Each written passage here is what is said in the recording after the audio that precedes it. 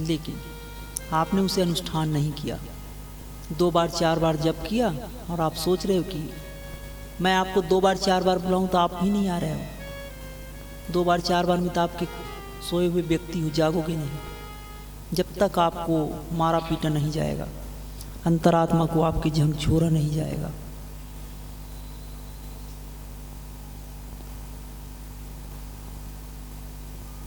तो उसने देखा कि झोपड़ी में रहते हुए भी, जंगल में रहते हुए भी इतना अमीर कैसे है, इतना प्रतापी कैसे है। आप क्या सोचते हो साधु संत गरीब होते हैं? जिसे आपने गरीब देखा है वो भिखारी है, वो साधु नहीं है। साधु के वेश में वेशधारी है। साधु का मतलब सिद्ध होता है, जिन्होंने अपने मन इंद्रियों को साध रखा। उनके सामने देवता भी नतमस्तक रहेगा। उनके सारे कार्य करने के लिए, पानी भरने के लिए, झाड़ू लगाने के लिए तैयार रहेगा। विश्वास नहीं हो रहा तो सुनो फिर। विश्वामित्र जी ने देखा कि उनके यहाँ ऐसी गायें हैं जो अन्न दे रही है। आपने सुना भी होगा, उनकी गाय को चुरा मांग रहा था वो, कहानियों में। ये इतिहास है, पौराणिक कथाएं नहीं है, ये सच्ची घटना है। राम जी हुए थे, दशरथ के पिताजी भी हुए थे और दशरथ भी हुए थे। सभी अपने गुरु के पास पैर छूने जाते, चक्रवर्ती होने के बाद भी। विश्वामित्र ने देखा ऐसा क्या है इनके पास। उनने जान लिया कि इसने मंत्र का अनुष्ठान किया। आपने भी जान लिया, पर आपने किया नहीं, सिर्फ जान लिया। सुन लेने मात्र से कोई डॉक्टर नहीं बन जाता, ऑपरेशन करनी होगी। सुन लेने मात्र से कोई वकील नहीं बन जाता, आपको केस लड़नी होगी। आपको अभ्यास करना होगा, वादी प्रतिवादी को सुनना होगा। तो विश्वामित्र जी ने ये किया। घर छोड़कर चले गए जंगल में। खेतों से मुट्ठी भर अन्न ले आता, पिसाई करके खाता। फिर उसने सोचा कि मैं क्यों ना अनुष्ठान करूं, सिर्फ हम बैठे रहने से क्या होगा। मंत्र का अनुष्ठान किया। उन्होंने ही तो गायत्री मंत्र का निर्माण किया है। आप क्या सोचते हैं भगवान बनाते हैं? भगवान तो सबके हृदय में है। उसने गायत्री मंत्र का अनुष्ठान किया, गायत्री को प्रत्यक्ष किया। विश्वामित्र ने ही ऐसे ऐसे मंत्रों का अनुष्ठान किया कि भगवान जो ज्ञानी व्यक्ति थे वह भी उसे गुरु स्वीकार किया। सारे शास्त्रों को ज्ञाता था वो, और थे तो क्षत्रिय, पर ब्राह्मण को भी ऊपर आ गया। पहले राज ऋषि थे, फिर ब्रह्म ऋषि हो गए, सिर्फ नाम जप के कारण। उन्होंने ही मंत्र जप करके गुप्ती पक्षी बनाया है। उन्होंने ही ज्वार और बाजरा का निर्माण किया। उन्हीं का देन है नारियल का वृक्ष, नारियल बनाया मंत्र से। जब अकाल पड़ गई तो दशरथ ने जब रिक्वेस्ट किया, उनसे प्रार्थना किया उसने, तब उसने ज्वार बाजरा बनाया था। आप कहानी नहीं जानते, उनकी इतिहास नहीं सुना है। दशरथ और कैकेयी नरेश के साथ युद्ध हुआ, धन की कमी पड़ गई। तब विश्वामित्र से उसने धन की याचना किया। जो पहले मुट्ठी भर अन्न से गुजारा करता था, मंत्र के प्रभाव से, नाम जप से, उन्होंने इतने धन अर्जित कर लिए। आप छोटे छोटे काम के लिए गिड़गिड़ा रहे हो, ब्रह्म भी हुआ जा सकता है। आदि शंकराचार्य भिक्षा मांग के जीवन यापन करते थे। एक घर में ऐसा हुआ कि वहाँ कुछ भी नहीं मिला, एक सूखे आंवले के अलावा। उसने देखा गरीबी इतनी नीचे। उन्होंने वहीं खड़े खड़े एक स्तोत्र की रचना करा, जिसे कनक धारा नाम दिया। उस मंत्र के पढ़ने से, उस भगवान के नाम जप से कनक यानी सोना की वर्षा होने लगी। और वो सिद्ध थे, अनुष्ठान पहले किए थे। उनके किसी भी शब्द को कहने से परावाणी से निकलता था। तो आदि शंकराचार्य ने कनक धारा की रचना करा। मंत्रों का ही प्रभाव है वो, भगवान नाम जप के कारण ही वो सिद्ध महात्मा और सोना की बारिश करने वाले हो गए। चाहे भगवान के सहारा लेकर करे, चाहे अपने तप के बल से करे, मंत्र जप के कारण ही था। जो जितना ज़्यादा जप करेगा उतना ही अंदर उतरते जाएगा।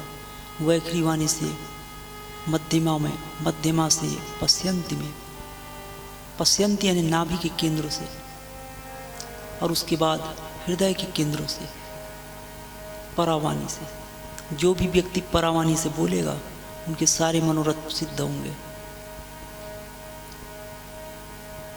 इसीलिए उसने कहा कि गुरु की वाणी ही मंत्र है।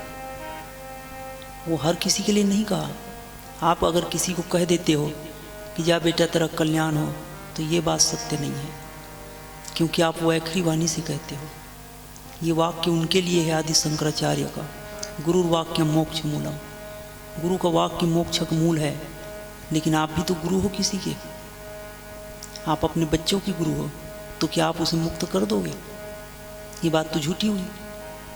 झूठी नहीं है, जो बातें उसने कहा है वो सत्य है, पर ये उस जगह के लिए सत्य है जो उस पहुँचे हुए स्थिति पे है। तो शास्त्रों की बातें आपको समझ में नहीं आएगी। मंत्र मूलम गुरुर्वाक्यम, मोक्ष मूलम गुरु कृपा। गुरु का कृपा मोक्ष का मूल है। गुरु की वाणी ही मंत्र है। तो आप भी किसी को कह दो कि राम जपो, तो क्या वो सिद्ध हो जाएगा? हो सकता है, अगर आपने परावाणी से कहना सीख लिया। एक छोटे से मोटरसाइकिल चलाने के लिए आपको इतना अभ्यास करना पड़ा, बार बार गिरे हो,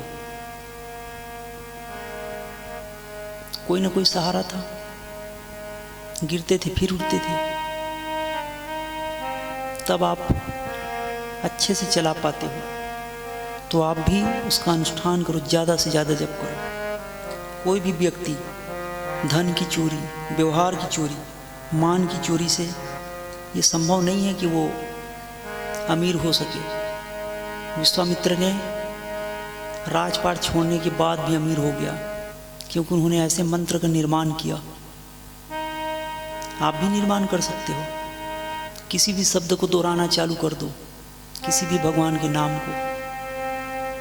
हर शब्द मंत्र है, हर औषधि है। जंगल में पाए जाना, घने जंगल में पाए जाने वाला कोई भी वृक्ष, कोई भी खरपतवार, घास औषधि है, आपको पता नहीं। कैसे कहते हो आप कि कांटा आपके काम का नहीं है? फूलों की रक्षा के लिए बनी थी वो भी औषधि है। नीम भी औषधि है, और पतझड़ में झड़ने वाले वो घास भी औषधि है। तो वैसे ही हर शब्द मंत्र है। लेकिन ये बात जान लेने से आप सिद्ध नहीं होते। उसे ऑपरेशन करना होगा, उसे तराशना होगा। हर पत्थर में मूर्ति छिपी है, उसे तराशना होगा। आप उसे तराशो। कोने में बैठ के सिर्फ आलोचना करना सीखे हो, तो ऐसा ना करो। ये मंत्र काम नहीं करता। आपको महामंत्र मिला है। प्रणव का जप करने वाला साधक कभी छोटी मोटी सिद्धियों से नहीं घबराता, छोटी मोटी विपत्तियों से नहीं घबराता, छोटे मोटे सिद्धियों से संतुष्ट नहीं होता। प्रणव का साधक स्वयं प्रणव हो जाता है, वो स्वयं ओमकार हो जाएगा। आपको प्रणव से बड़ा और कोई चीज नहीं है। चाहे गायत्री कर लो, चाहे हरे रामा कर लो, सभी में काम आएगा। पर प्रणव इतना स्फोटक है, उसे एक बार अनुष्ठान कर लो आप, तो आप स्वयं विश्वामित्र हो जाओगे।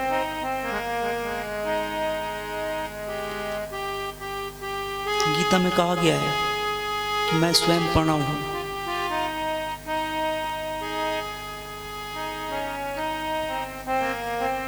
हमें आदत जो हो गई है कि फ्री में हम खाएं। कल मैंने बताया था मुफ्त भोजन आपको ले डूबेगा।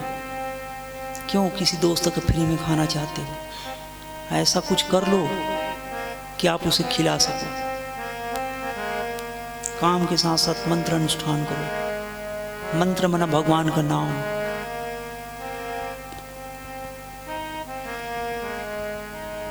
जितना ज़्यादा हो सके चलते फिरते उठते बैठते खाते पीते जागते सोते सदा सर्वदा अनवरत इन्फिनिटी चालू हो जाओ। क्या 108 माला करना लगातार हर श्वास में।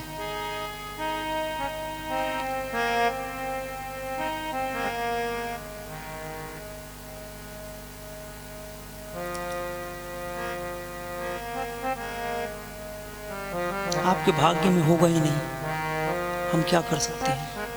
आप बदलना ही नहीं चाहते। आप तो ठीक उनकी तरह हो कि कथा कहती है महादेव जी और पार्वती दोनों चर्चा कर रहे हैं कि ये भक्त इतना गरीब क्यों।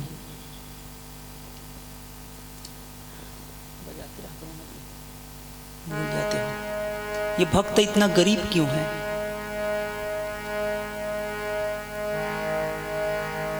न तन में ठीक से कपड़ा है, न ठीक से भोजन है। तो पार्वती आपको दिक्कत क्या है इसमें? नहीं, दिक्कत मुझे कुछ नहीं। दिक्कत इसलिए है कि आपका भक्त है और इतना गरीब क्यों है,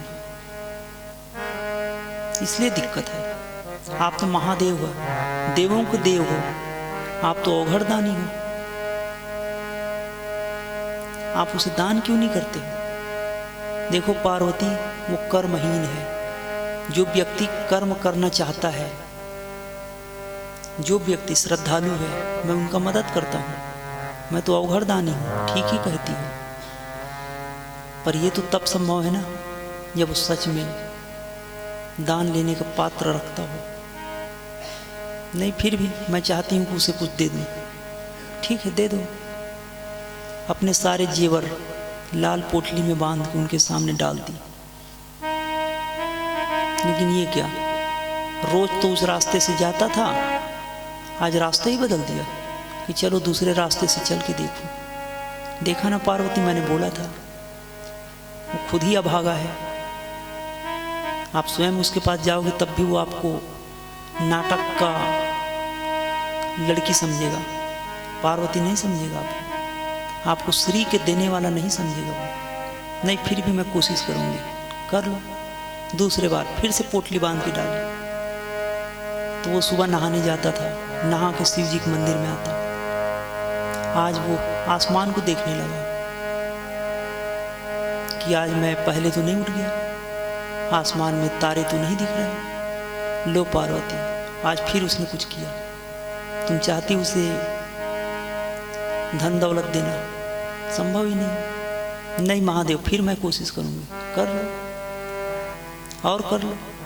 फिर तीसरे बार, लेकिन आज वो आंखें मूंद लिया। वो ये सोच रहा है कि मैं आंखें मूंद कर चल सकता हूं कि नहीं। अच्छा खासा आदमी है, भगवान ने 2 आंखें दिया है, आंखें मूंद के चल रहा है। यह भी करके देख लिया। तो कहीं आप वैसे तो नहीं हो कि आपको बार बार बताया जाए कि भगवान का नाम जप कर लो। ये भी कहा गया कि तुम भाग्यशाली हो, कम से कम सुन तो लिया कि भगवान नाम जपने से सब सिद्ध हो गए हैं।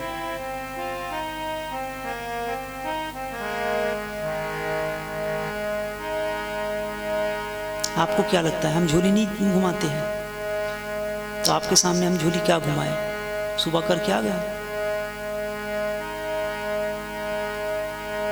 आपको मजबूरी लग रही है करने में, तो आप उन्हीं में से हो।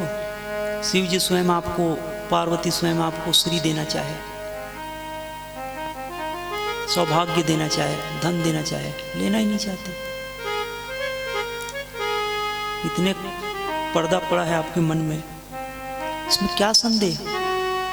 गुप्ती पक्षी आपने नहीं देखा? ज्वार और बाजरा की रोटी नहीं खाई कभी? क्या संदेह इसमें? गोरखनाथ को नहीं जानते आप? उनका एक शिष्य हाथ पैर काट दिया गया था, मंत्र जप करने से सब उगाया।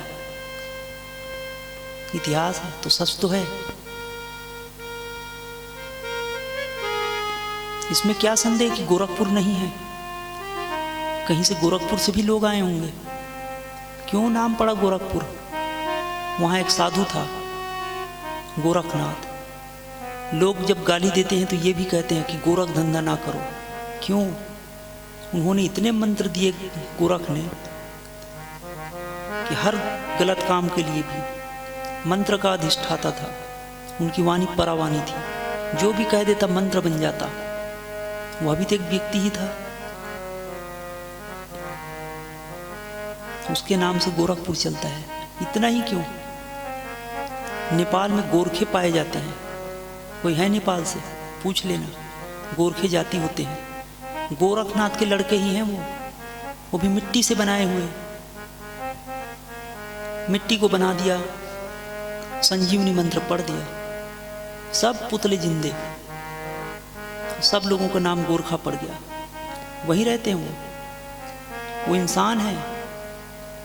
आश्चर्य लग रहा है, मिट्टी से कोई आदमी बन सकता है? क्यों नहीं बन सकता? हमें आपको अंत में बताएंगे 3 दिन बाद जो अनुष्ठान करेगा। बोले आप करके दिखाओ। हमारा मार्ग वैसा नहीं है चमत्कार दिखाने वाला। हाँ, आपको चमत्कारी बना सकते हैं। हमारा काम भगवान करता है, हम उसके शरण हो जाते हैं, वो हमारा काम कर देता है।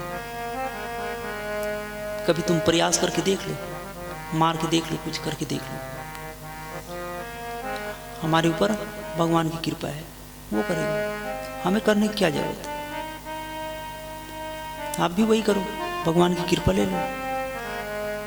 तभी तो हमारा ये कार जो खड़ी है चूरा चूरा हो गया, और उसी जगह पे 3-4 लोग मर गए होंगे।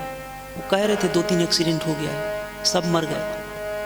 पूछ लेना वो जयवीर यादव को, वही चला रहा था गाड़ी।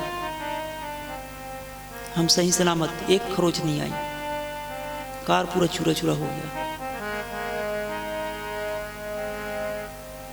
हम सोचते कि हम इस समय मंत्र पढ़े तो एक्सीडेंट होगी, उस समय क्या मंत्र पढ़ते हैं? भगवान करने वाला वो करे, मारने वाला वो, जिलाने वाला वो। यहाँ बहुत सारे इतने हरामी बुद्धि है, आपको नहीं कह रहा, बुद्धि को, मन को। मन इतने हरामी बुद्धि है कि विश्वास ही नहीं करता, तो उसकी जिम्मेदारी आपकी है ना। मैं आपको गाली नहीं दे रहा, मन को जो संसार में उलझा हुआ, विश्वास ही नहीं करता। किसको?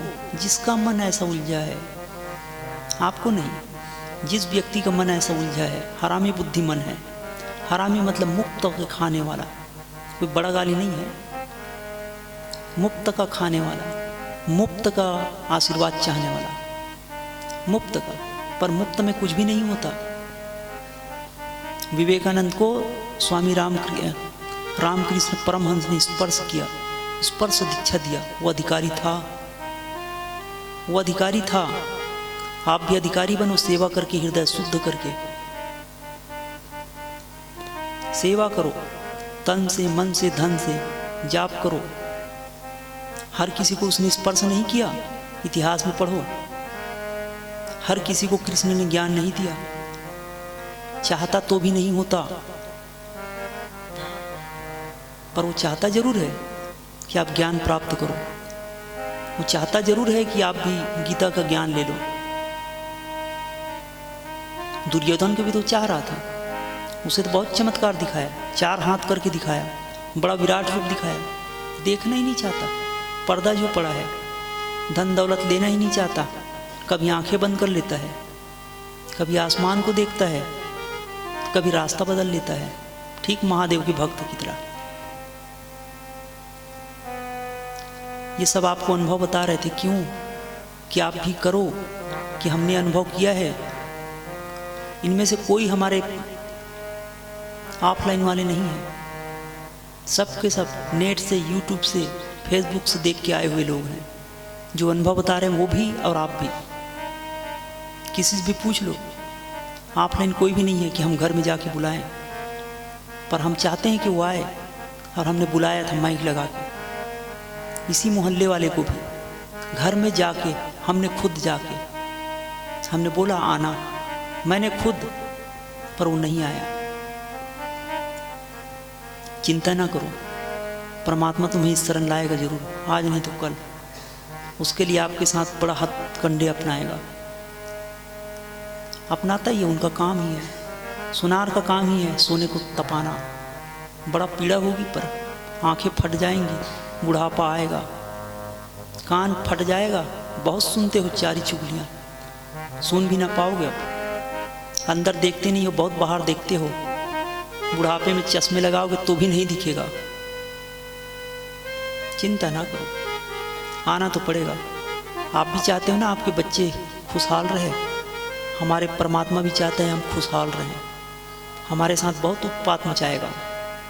बहुत चलते हो मंदिर मंदिर में, कथा कथा कहानी जाते हो, ठीक है, लंगड़े लूले कर देंगे तुम्हें। भगवान चाहता है कि तुम उसके अंदर आओ, मंदिर में वो नहीं, हर मन के मंदिर में है वो। कब अंदर आओगे? मंदिर तो इसलिए बनाया है कि कम से कम संसार में रहते हुए व्यक्ति एक आध बार भगवान की खातिर ही मंदिर की तरफ रुख करे। पर सच वो नहीं है, चतुर्थ श्रेणी है वो, 4th क्लास। जो मन के मंदिर में आएगा वही उसे पाएगा।